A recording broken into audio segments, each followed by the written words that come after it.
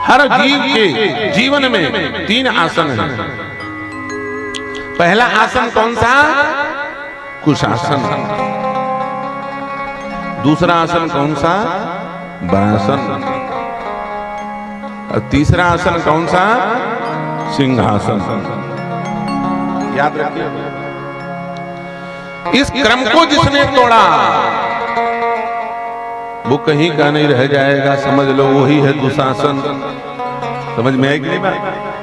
इस क्रम को जिसने तोड़ दिया वही हो गया दुशासन। सिस्टम है। आजकल हर व्यक्ति सिंहासन पर बैठना चाहता है। चाहता कि नहीं चाहता? और सिंहासन में बैठने का नियम क्या है? राम जी के जीवन से सीखो।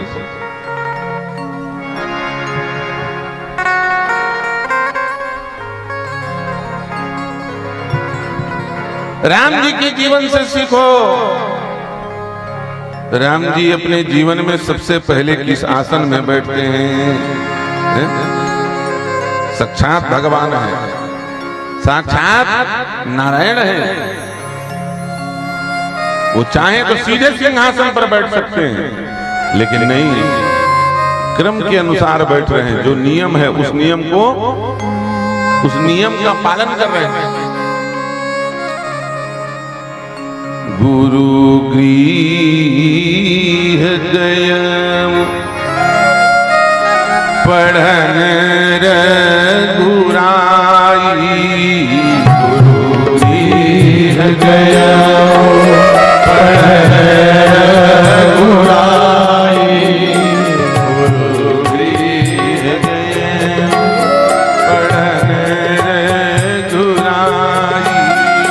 गुरु अल्प काल विद्या सब आई। अल्प काल विद्या सब आई। अल्प काल विद्या सब आई। अल्प काल विद्या सब आई। बटुक रूप धारण करके जिनसे सारी विद्या प्रकट होती है वो भगवान पढ़ने के लिए है। और जब बटुक रूप में कोई पढ़ने जाता है ना, तो चाहे राजा का बेटा हो चाहे रंक का बेटा हो, वो बैठेगा बराबर आसन में। जिसमें एक राजा का बेटा जिस आसन पे बैठ के पढ़ेगा, वहीं पर एक रंक का बेटा भी एक आसन पर बैठ के पढ़ेगा। ये गुरुकुल की परंपरा है। किस आसन पर? विद्यार्थी जब पढ़ने जाते हैं भारतीय संस्कृति के अनुसार, तो कुर्सी टेबल में बैठ के नहीं पढ़ते, डल्लक के गद्दा में बैठ के नहीं पढ़ते। कहां बैठ करके पढ़ते हैं? कुशासन में बैठ करके पढ़ते हैं। इसमें बैठ करके कुशासन, कुश का आसन। याद रखना, ये कुशासन जीवन का मूल है। याद रखिए, जो जीवन में कुशासन में नहीं बैठा, कुशासन का मतलब कुश के आसन में क्या है? कुश के आसन में बैठोगे ना, तो याद रखिएगा उतना आराम नहीं रहेगा जितना आप सोच रहे हो। कुश का आसन ज्यादा आरामदायक नहीं होता, उसमें कष्ट होता है। दूसरी बात, कुशासन का मतलब केवल कुशासन नहीं, कुशासन का मतलब गुरु के अनुशासन पर बैठना है। किसमें बैठना है? अनुशासन। जो कुशासन पे बैठ गया वो अनुशासन में चले।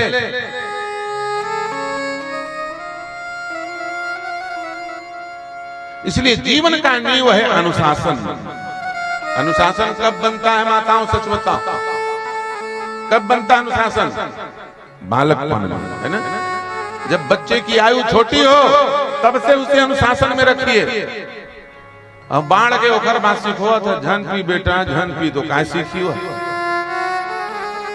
आधा तुमन सब चौपट करे हो भैया।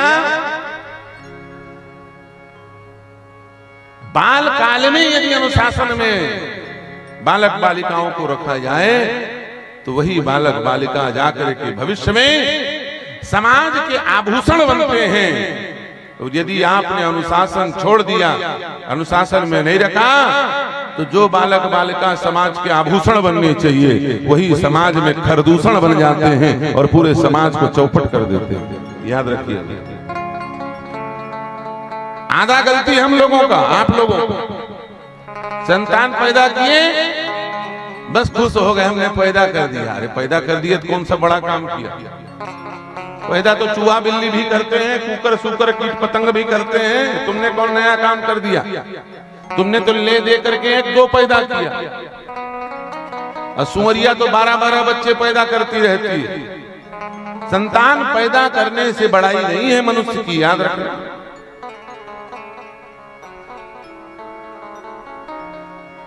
संतान पैदा करने से मनुष्य की बड़ाई नहीं है, याद रखना भैया। पुरुष और स्त्री को जन्म देने वाली माँ धन्य नहीं है, याद रखना। महापुरुष को जन्म देने वाली माँ को धन्य कहा जाता है। उसे महापुरुष बनाओ। मैं रेलगाड़ी में जावत रहा, एक जन माता राम आगू में बैठे रहे, 3 जन लड़का घर संग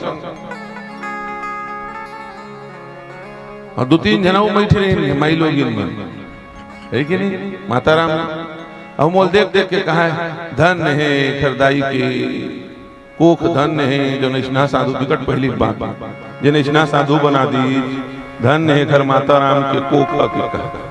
मैं बोला कहा हो गया, कहा उठे तो नहीं महाराज, कुछ नहीं कहा रहे कि धन्य है तो दाई कोख, धन्य है दाई दादा तो जो निष्णा साधु पैदा करी। तो मैं कहता हूँ धन्य हो जाओ। कैसे महाराज? मैं कहता 3 जन है, मैं एक जन मोला दे दे। नहीं तोरे दाई दादा धन्य रहा कि कहा। ऐसा तो लफड़ा है।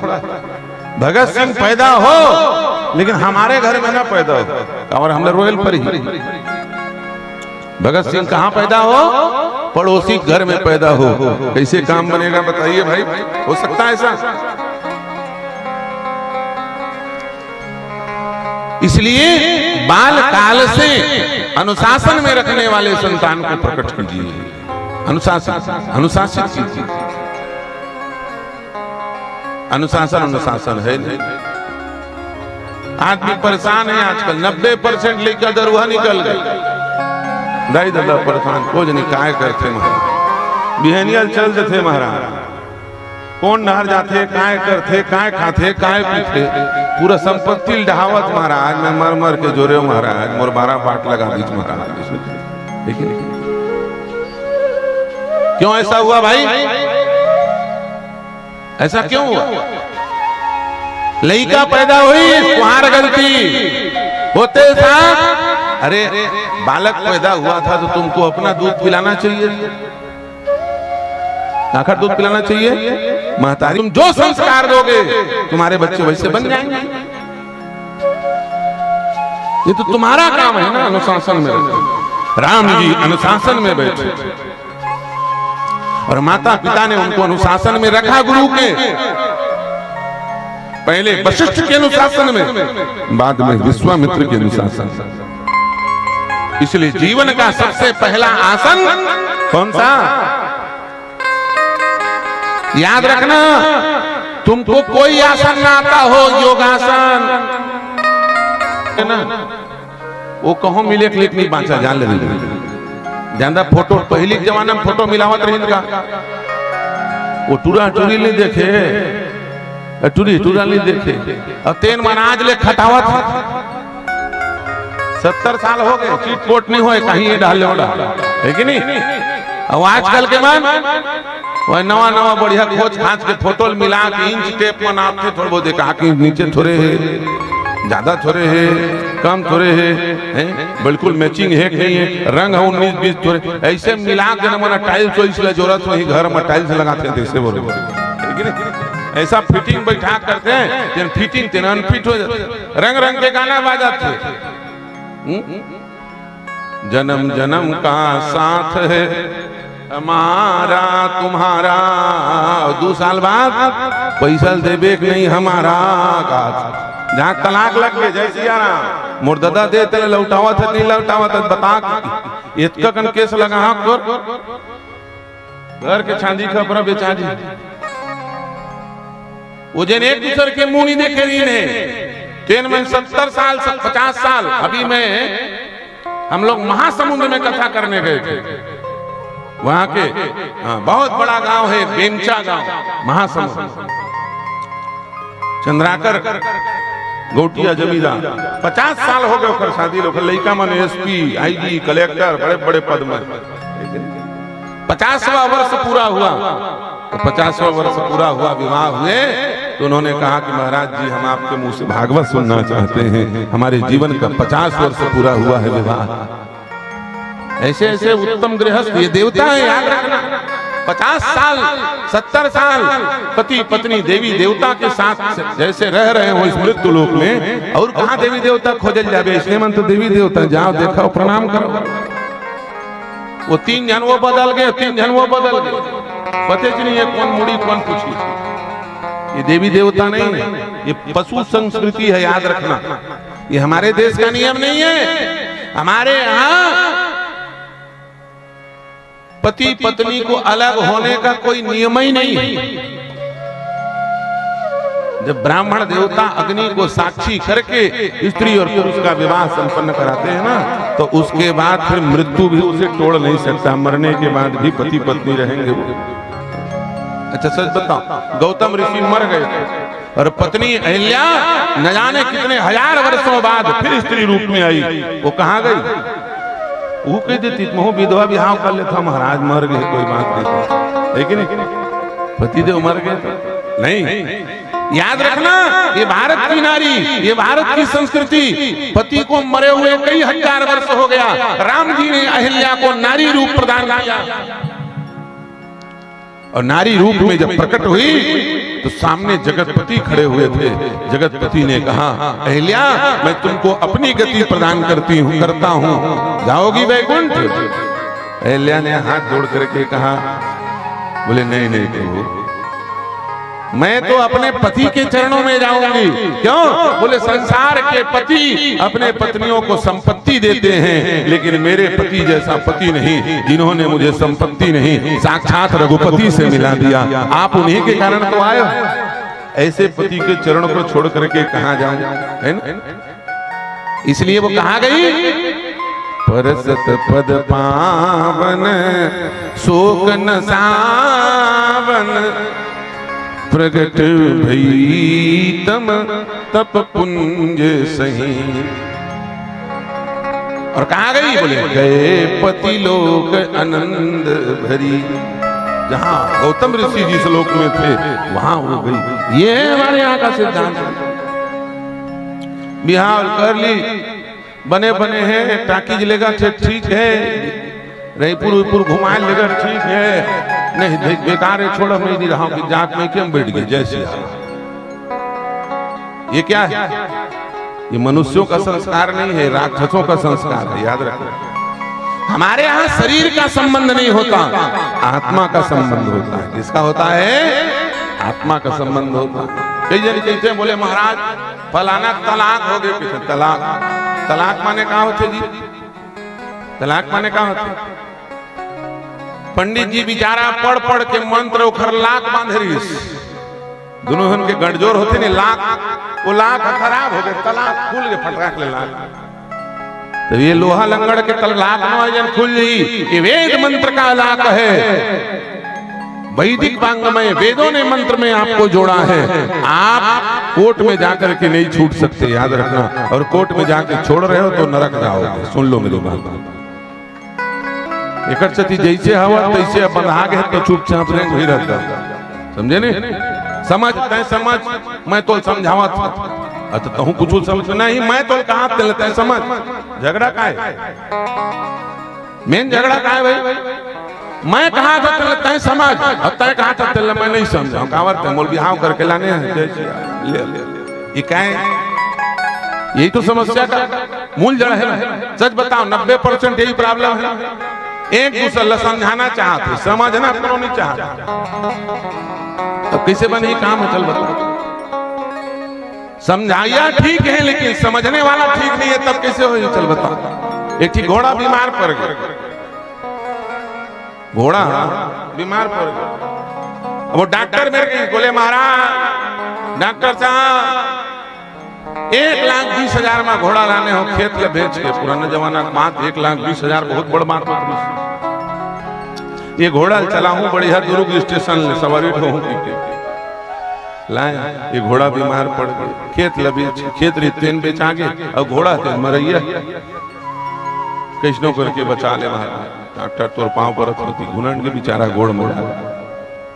डॉक्टर ने कहा बोले टेंशन पैर नहीं पड़ो बेकार, सब लोग सोचेंगे क्या होगा क्या होगा। बोले घोड़ा बीमार पड़ गया मेरा, कोई बात नहीं ना रोने गाने क्या बात, मैं दवाई दे रहा हूँ। अब घोड़ा पर दवाई, घोड़ा दवाई नानमून दवाई होती, आदमी की दवाई देत की बड़, और घोड़ा दवाई एक भी तक यहाँ पर दवाई ले जाओ घोड़ा पर खिला देना, दे दिया। अब वो ले गई दवाई देखी, बोलिए घोड़ा आदमी थोड़े ले, घोड़ा दवाई खा ली का, ये कैसे खावा। फिर लौट के आया डॉक्टर साहब, डॉक्टर साहब ये दवाई को आप दे तो दिए, इसको खिलाऊंगा कैसे। डॉक्टर ने कहा बोले सुना 2 हाथ का इतना लंबा कम से कम एक तो पोंगा बांस लेना। क्या करना? पोंगा बांस, और पोंगा बांस को घोड़े के मुंह में डालना और उसके बाद दवाई डालना और उसके बाद दूसरे तरफ से अपना मुंह लगा के फूंक देना, तो घोड़ा मुंह दवाई घुसर देगी। हाँ ठीक ठीक। अब बेचारा डॉक्टर समझे बने ना, सही समझे नहीं भाई, तुम्हारे समझ में आगे ना, समझ में आगे ना, बोला नहीं समझ में एक रो बांधे कुछ चीज समझना रही, तेला पनमन में समझना रही, वो नहीं समझे पाई। वो गई और जाके वो 2 हाथ के बांस में 1 हाथ बांस लग घोड़ा के मुंह भीतरी घुसे जैसे।